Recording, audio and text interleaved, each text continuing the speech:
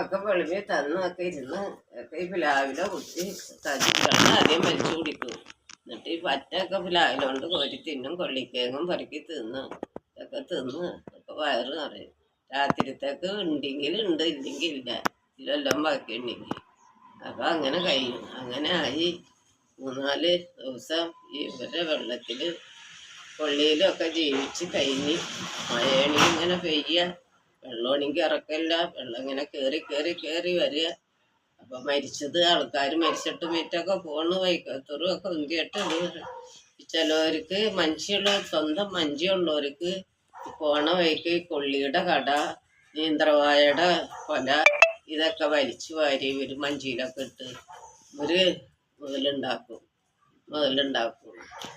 പത്തായപ്പെട്ടി മിറ്റൊക്കെ പിടിച്ച് കയറ് വലിച്ച് കെട്ടിയിട്ടൊക്കെ പിടിച്ച് വലിച്ചിട്ടൊക്കെ കിട്ടും. അങ്ങനെ പിന്നെ കുറച്ച് 3-4 ദിവസം കഴിഞ്ഞ് വീട്ടിൽ വന്ന് നോക്കുമ്പോൾ വീടില്ല. വെറുതെ വര ഇങ്ങനെ പതിഞ്ഞ് കിടക്കുക. കുറേയൊക്കെ പൊളിഞ്ഞു പോയി വെള്ളത്തിൽ. ഒന്നുമില്ല. ചേണി പിടിച്ചിട്ട് ഒന്നിനും നിമരത്തില്ല ചവിട്ടാൻ. സ്വന്തമല്ലൊക്കെ കുടിയടപ്പായിട്ടാണ് മേടിക്കുന്നത്. സ്വന്തം തൊഴിലാളികളല്ലേ, അവരെ കയ്യിൽ നിന്ന് കുടിയടപ്പ് മേടിച്ചിട്ട് വെച്ച് കെട്ടിയിട്ടാണ്